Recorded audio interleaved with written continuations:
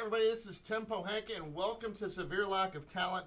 I am with two people who need introductions because last time I checked, I've got one that had splinters when he was riding the pine, and I've got another one that actually almost drowned carrying the water. My name is Robbie Perry. Nick Hall. Welcome to Severe Lack of Talent. Everybody joining us on Facebook, we're excited to have you. Follow along, if you have any questions, we'll be glad to try to reach them. Starting off with, guys, we have some interesting news coming out of baseball. Newsday had an article by Eric Boland, that talked about baseball versus the players. And quick trivia: can you guys tell me what judge passed the last time there's a work stoppage? Do we have to have her name? You need to have her name. Who was the judge? You literally just told us, and I don't know.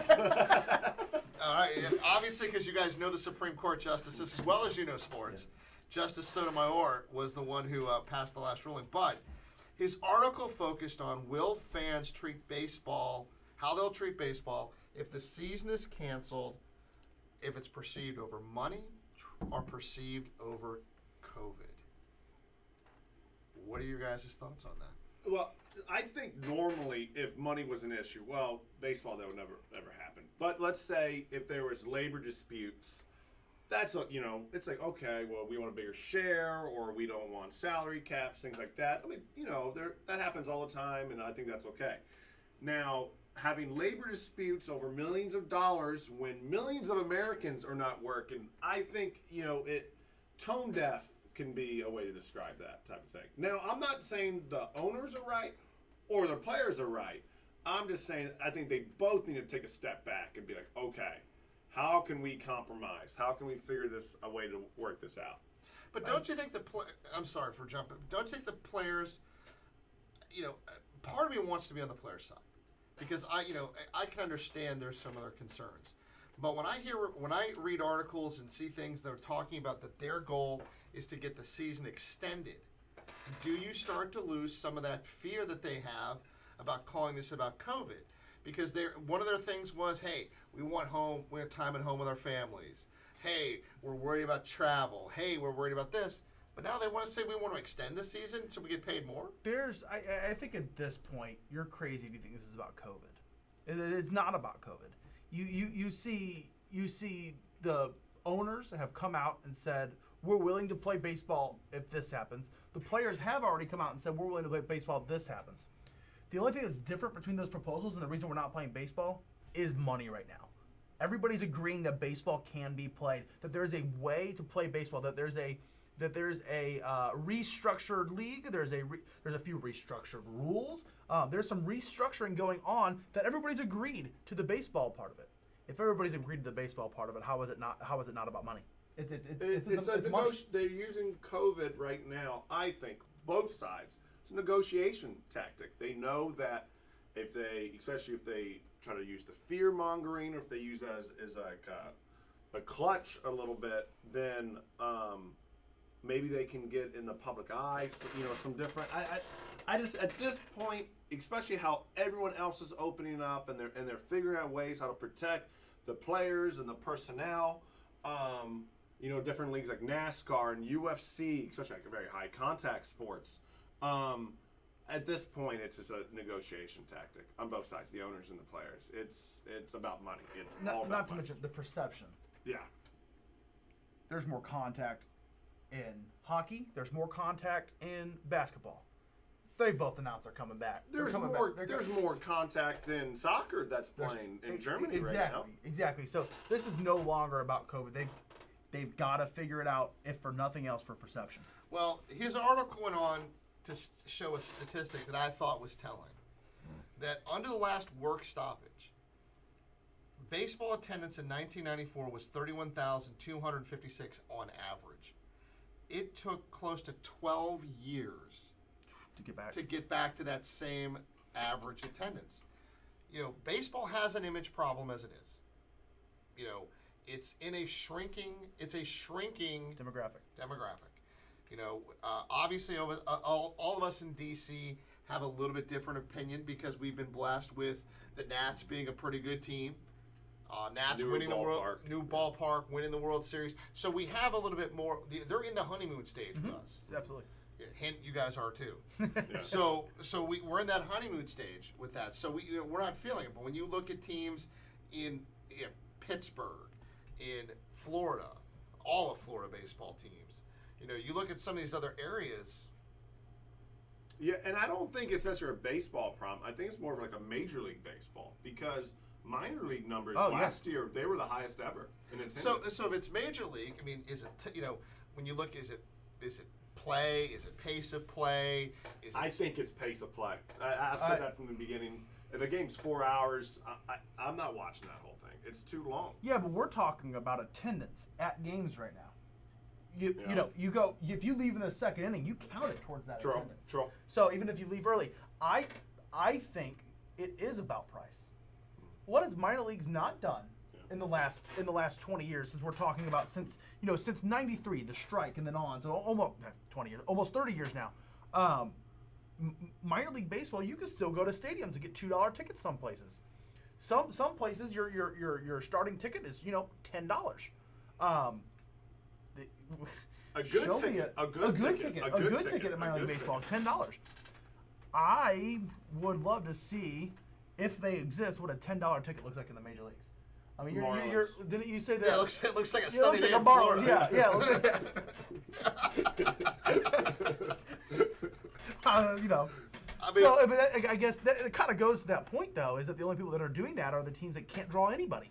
But right now, you said, what was it just last week we were talking about the economics of this, and this is the other side of it now. But the economics of the ownership, you mentioned that the average ticket price $42. I think it was $32. $32. That's average. That's average. God forbid you want to sit close to the game. Well, I mean, when you look at the fact that if fans are leaving the sport, players are leaving. Potential players are leaving the sport. A couple of years ago, there's some great reporting on the lack of diversity in baseball as it's starting to pull away. Is it a sport that can handle all of these incredibly high contracts, guaranteed high contracts, which we talked about, and a perception from the public that you're out of touch? I think now it is very aggressive of us to say that this would kill baseball. First of all, if there's baseball in 2021, it's not killing baseball. This is not about killing baseball. This is about killing baseball as we know it. I mean, if fans don't come back, look, the NHL went through the same problem. Worrying about a strike, will fans come back? Look at what happened to football after their little hiccup, their little labor hiccup that they had. The American public doesn't mind people getting what they deserve to get paid. No one is faulting anyone getting paid what they can get. What they do fault, I think, is people getting what they are getting and then deciding that they're not going to show up for work. That, I think, is where the average ticket player who buys a ticket, who goes to the game, it's their entertainment, it's their culture, it's their part of their family, whether it's for whatever reason it is. Yeah. That's the part. If this goes away, I think people have a problem. A good analogy of this is and for me, it's always NFL players. I feel like they're in the news the most for this, but the NFL players that hold out and don't play games during a season. I've always said this. I lose my fandom in you. If you are a player that I enjoy watching, that I say I'm a big, name one, Le'Veon Bell. Le'Veon Bell, there's a great example. Le'Veon Bell, actually, that's not a great example because he had the franchise tag. Yeah, he actually did outplay his contract. He actually did outplay his contract, but I'm drawing a blank right now on some of these guys that are constantly in the news because I'm not going to play for what I already signed up to play for. That's, to me, I lose my fandom in that player. I stop following that player. Will that happen to a whole league? Can that happen to a whole league? I think that the answer is a scary answer to toy with when you talk about truly holding out as a whole league. And just like you said, it took 12 years the last time. I don't know if it's too much different this time. Now the flip side is, if the players do hold out, or if management holds out, and then we come and we find out a couple of weeks later that one of these other leagues that has come back, has an outbreak of COVID. Does that make But again, once the lines have been made, we want more games. Can they backtrack it off of that and make it successful, or is this just gonna be a stall tactic that puts it out and puts it out and puts it out? I don't know. That's I know in the UFC there was a fighter that got hit with he tested positive before the fight for COVID, but he was training in his own camp. He hadn't gone in with the players yet. I don't know what's going to happen. Let's say if the Washington Nationals play the Atlanta Braves and somebody from the Nationals gets tested, he gets test positive for COVID. Do both teams get, quarantined? Like, what does that happen? Is that a legitimate concern, fear of these, in the negotiation tactics? I have no idea. But I don't think they're thinking, hey, this is a legitimate concern. I think right now they would gladly go play with the concerns of the COVID if that they got their wants money wise. Yeah, I think that's now in your scenario, Braves, Nationals, player gets tested, both teams get shut down. That shuts down the whole league. First of all, I think that shuts down the whole league. But right now, that's not what it's about. Nobody's mentioning safety at this point. No one's mentioning safety in these negotiations. What they're talking about at this point, they've come to agreements that there is, this is what we're going to do as far as safekeeping for COVID. This, in order to make baseball work, we're going to combine some American and National League teams, and it's going to be designated hitter for all, yada, yada, yada. They've agreed on the baseball. Yeah. They've agreed on the safety. They just haven't agreed on money. The Florida governor actually was on a rival podcast this morning, and he said that there's a rival podcast. Any other podcast at this point. He said that he was on a good podcast. Yeah, the governor. Well, they're national. The governor said if somebody on a team gets COVID, there is no reason to shut down the league or suspend or quarantine everybody. He brought up if somebody at Walmart who works at Walmart, he gets COVID. They're not shutting everyone down. They're going to test everybody, make sure if they're okay, then they're going to keep on going. But it's like if your pitcher, if Max Scherzer gets COVID, quarantine him. But if everyone else is good, the show goes on, type of thing. Just like if he got the flu, But that was an interesting point. I don't think if someone gets sick, and I think this is where they're coming. If they can get their money, if they can get the money that they want, they'd be okay with playing with the concerns. Guys, and just real quick, I want to mention I'm following our feed, on the live feed right now, and we do have our first celebrity that has messaged in a reality TV superstar. Griff Garrison says that fans will come back, they will complain, but fans will come. If you build it, they will come. America needs baseball, and I agree. I don't think that we are saying by any means that baseball is dead. Baseball is not dead. Even after '93 strike, when they came back, they still came back in troves.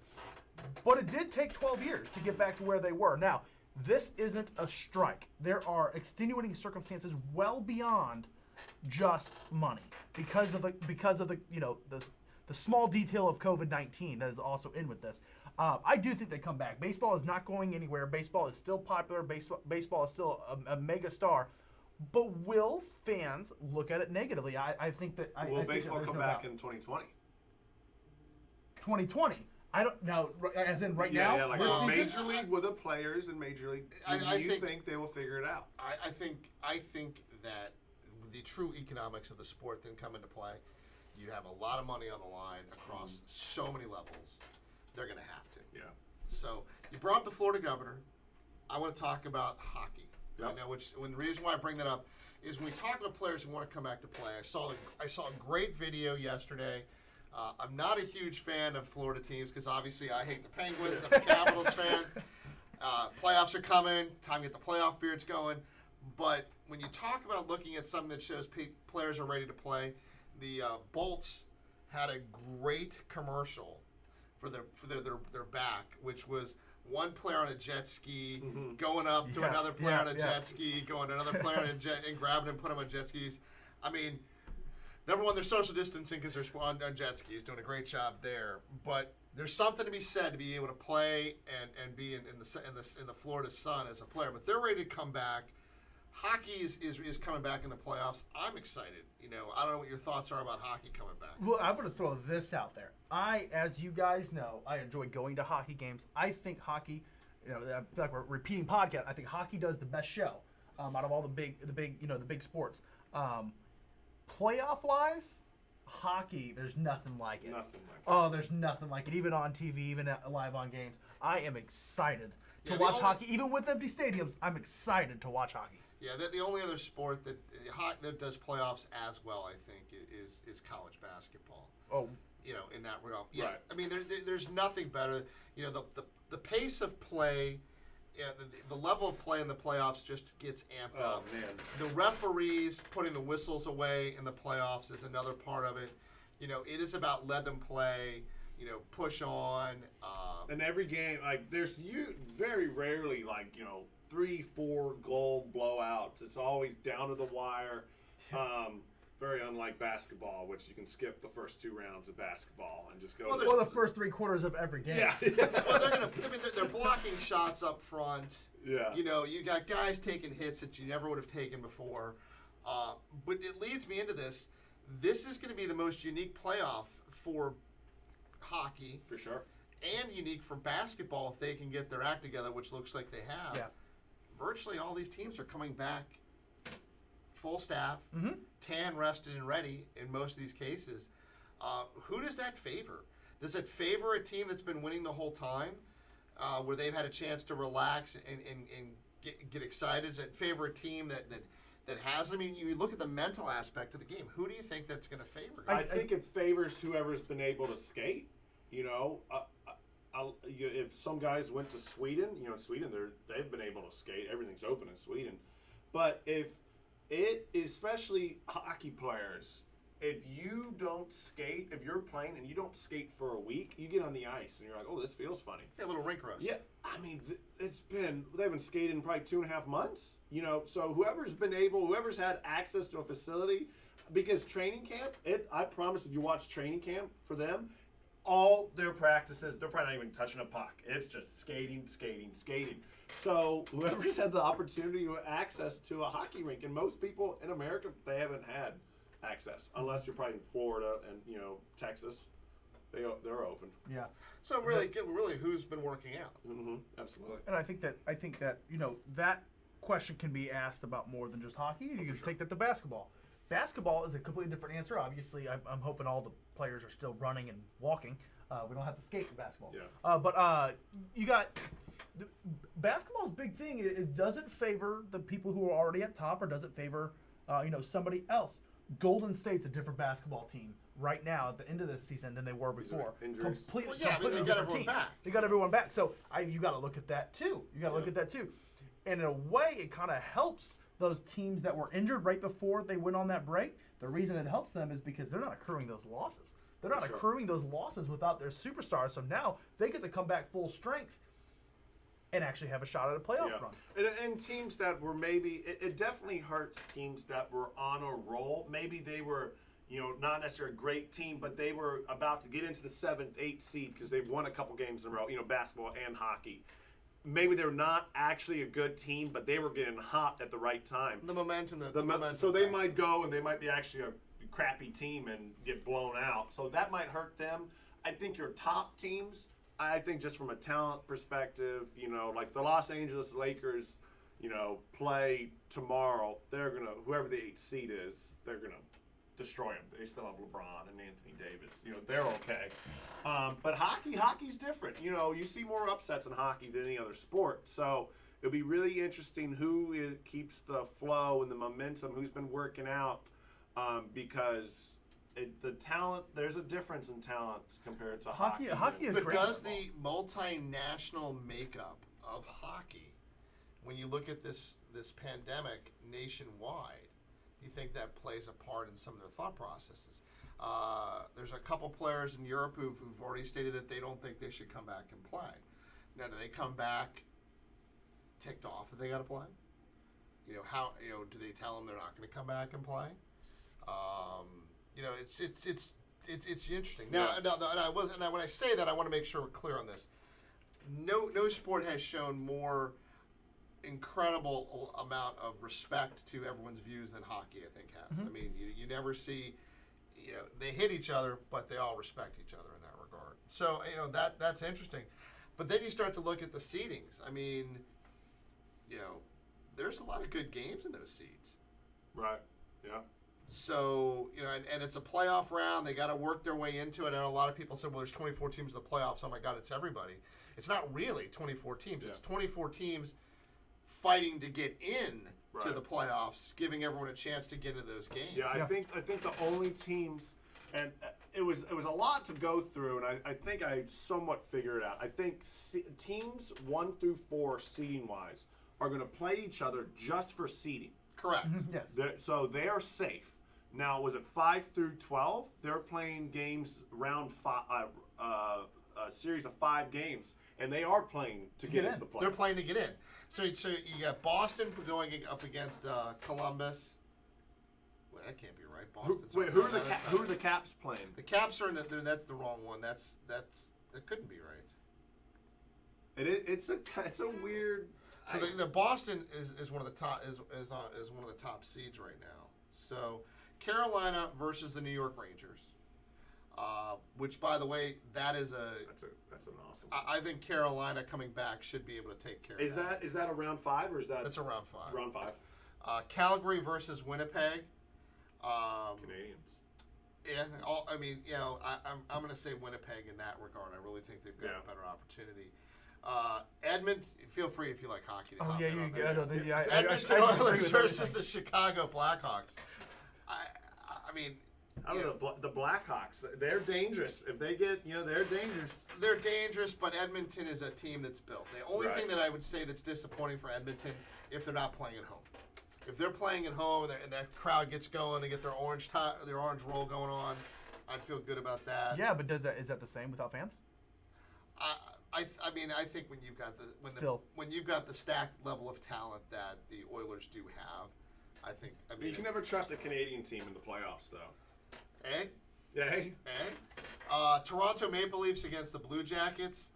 I mean, I like that just because I like the Tortorella's news conferences afterwards. Oh, absolutely. So hopefully we'll get a press pass so we can ask some questions. Absolutely. I think getting blown off by him is like the ultimate sign that you've arrived. Vancouver versus Minnesota. Minnesota went through coaching change. Vancouver, that's one of those ones where I don't know what's going to go on. That's pretty evenly matched. I mean, Pittsburgh versus the Montreal Canadiens, and thank God for Carey Price. Oh, for real. So if anyone's going to take out the Sydney Sydney show, hopefully with him. I mean, we've got that. The one that I think the sleeper is Nashville Predators against the Arizona Coyotes. That's going to be interesting. That's going to be an interesting one. And then this one I think is going to be a blowout. New York Islanders against the Florida Panthers. I think New York Islanders take that hands down. So those are all the round 5s. Those are the round 5. Who are the Capitals playing?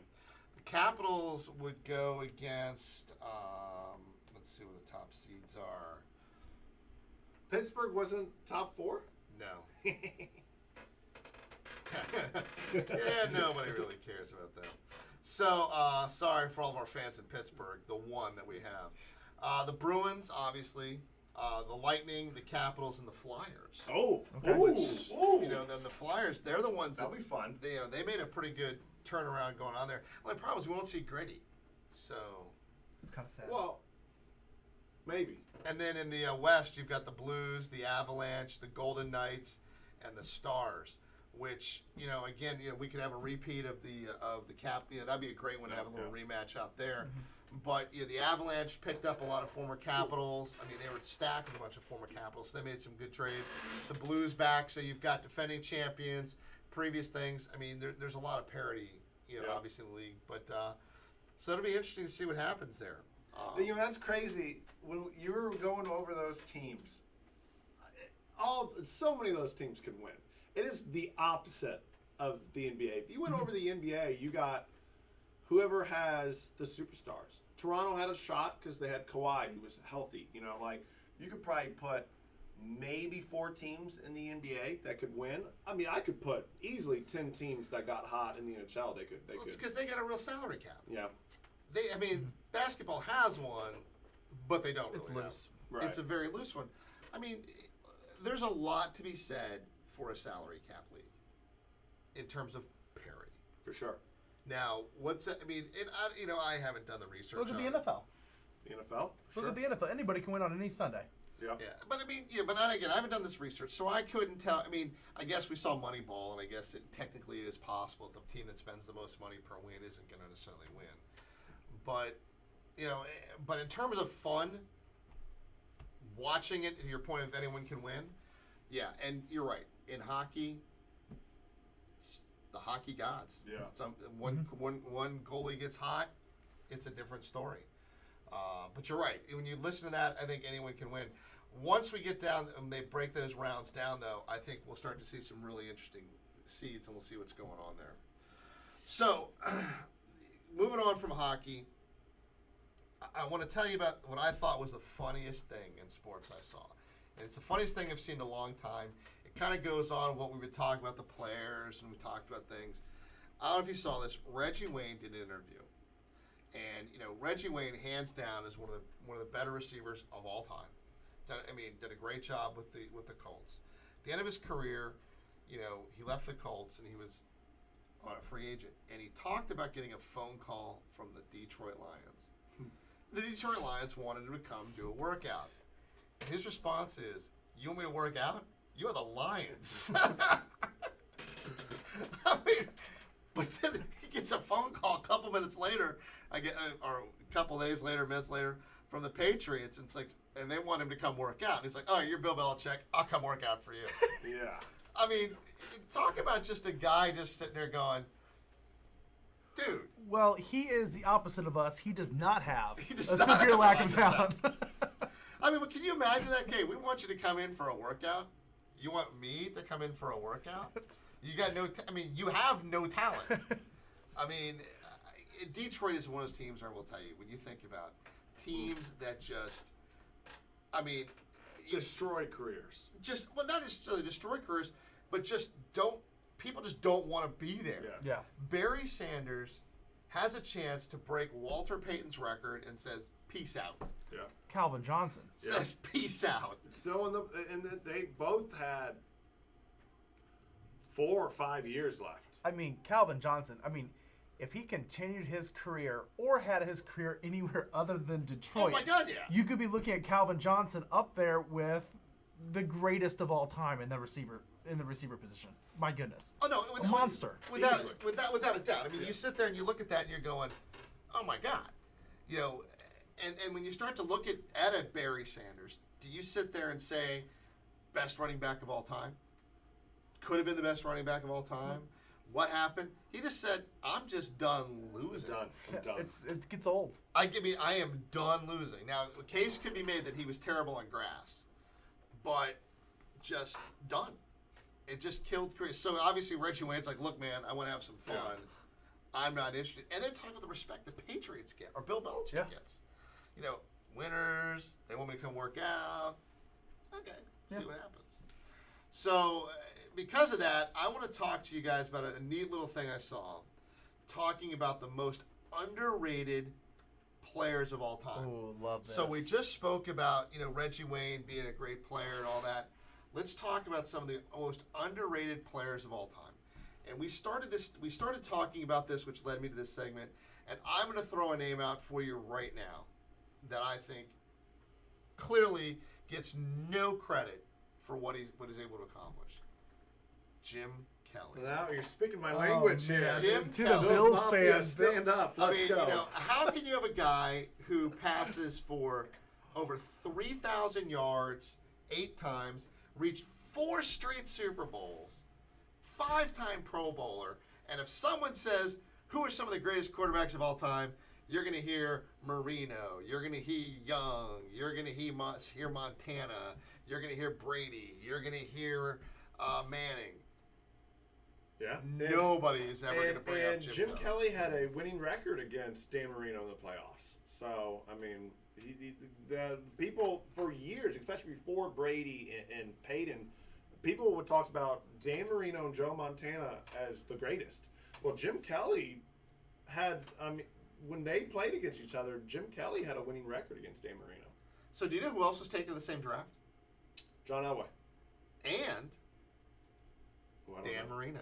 Oh, I knew those three. So they were taken in the same draft. I mean, yes. The case of if you don't win a Super Bowl, how can you be considered great?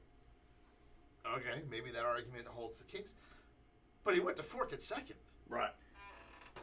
4 consecutive. And by the way, Thurman Thomas gets credit.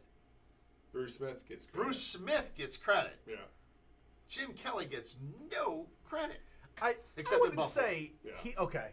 There's that. Maybe I wouldn't say he gets no credit. When you mention if you're an NFL fan and you mention Jim Kelly, no one says, "Oh, he wasn't good," but he was one of the greatest. You know, If he there's won one, people I think would say he's one of the greatest. So is it because we're not recognizing him because he lost? But he went. I mean, he was good enough to get there 4 consecutive years with a team. I think they're looking at him as like one of the greatest losers, which isn't really fair because But Dan Marino lost. like if you ask people, okay, who would you consider more famous and like in higher regard, Joe Namath or Jim Kelly? Most casuals will be like, oh, Joe Namath. Joe Namath was awful, but he won that one Super Bowl. And and just it because he changed bragged. everything. He Yeah. bragged and he wore a fur coat. All right, here's my hot take. You ready? My hot take on this.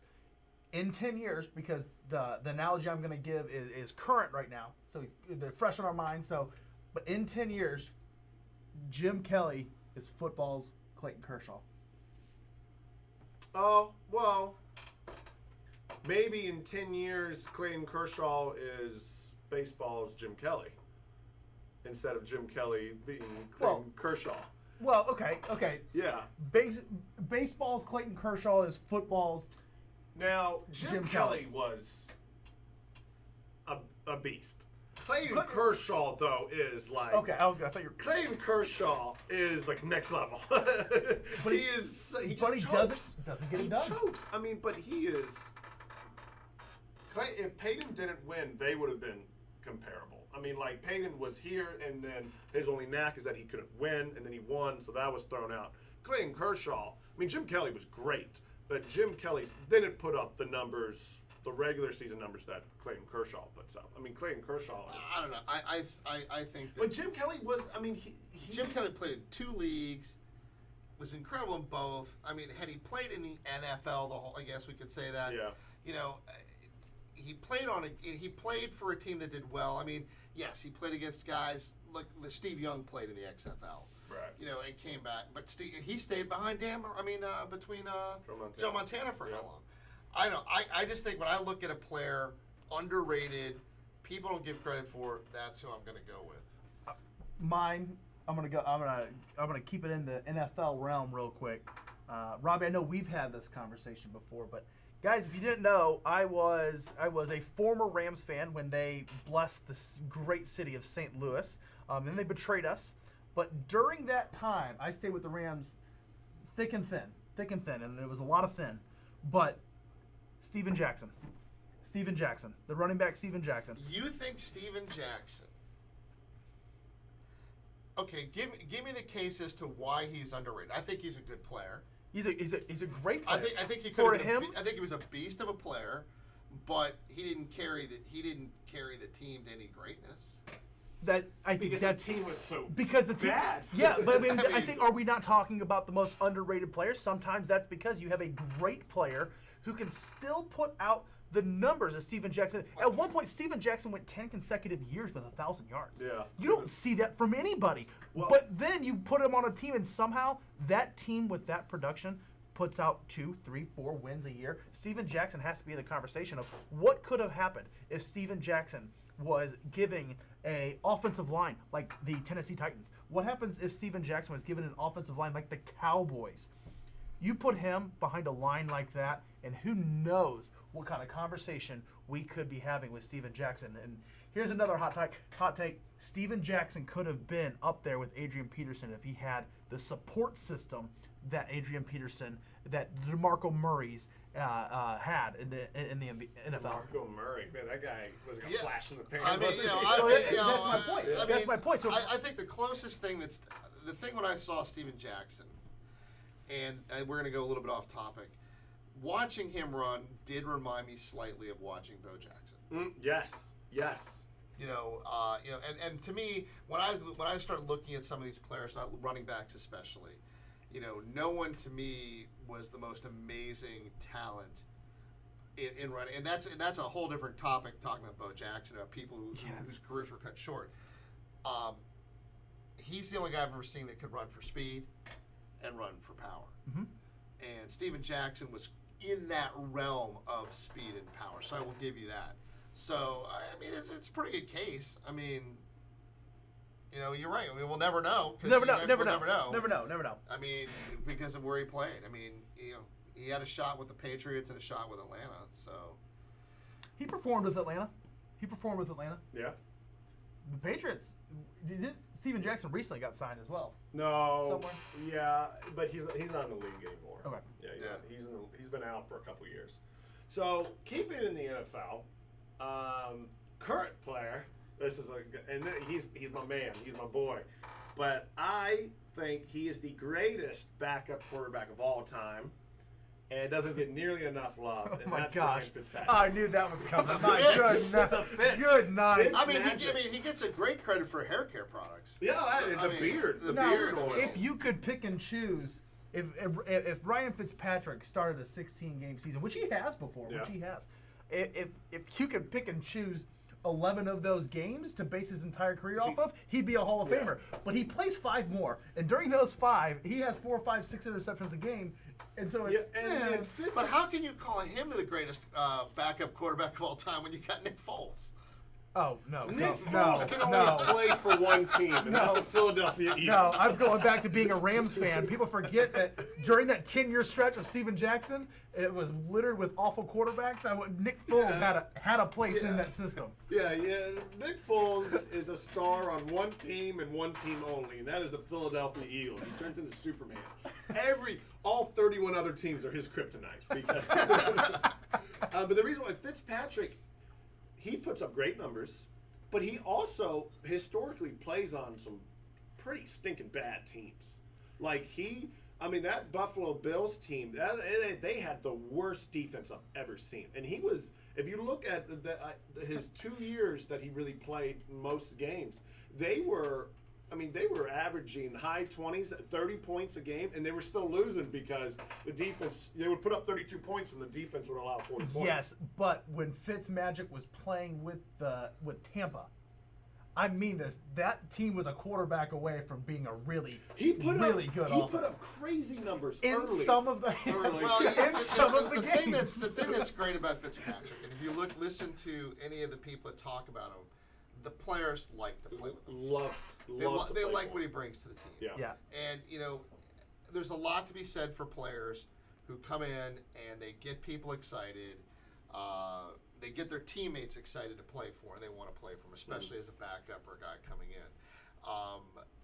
I think you make a good case for a current player. Yeah. Who's going to have a long career. Gus Frerotte, who I will tell you, he played forever. He played forever, and I will tell you this: you will never find a nicer guy than he is. I actually know him from his days in Washington. We sold him some cars, and I actually have the unique honor of being able to call him and tell him he made the team. Awesome. So, that's or not so necessarily cool. be the team. He knew he was on the team, but I knew what roster he was on because he was applying for a car, and I got his contract. I'm like, hey, Gus, congratulations. That's cool. And he goes, what? Oh, no, wait, stop. I can get a better. I need to get my wife a better car then. And so he got her a nicer car, but nice guy. He was signing autographs for us. We had a line out the door around the building, around everything, and he just said, hey, he's going to stay and sign everything, and just a great guy. I mean, unfortunately, one headbutt into the wall, and that was the end of him in D.C. Yeah. But played forever. Yeah. First round, was he a first round pick? No. He came in with Heath Schuler, if I remember that correct. Yeah, he came in with Heath Schuler. So ironic that the Redskins pick up a guy like RG3 and Kirk Cousins, and it's like they don't trust their first round pick. Yeah. But Dan, you can come explain that here.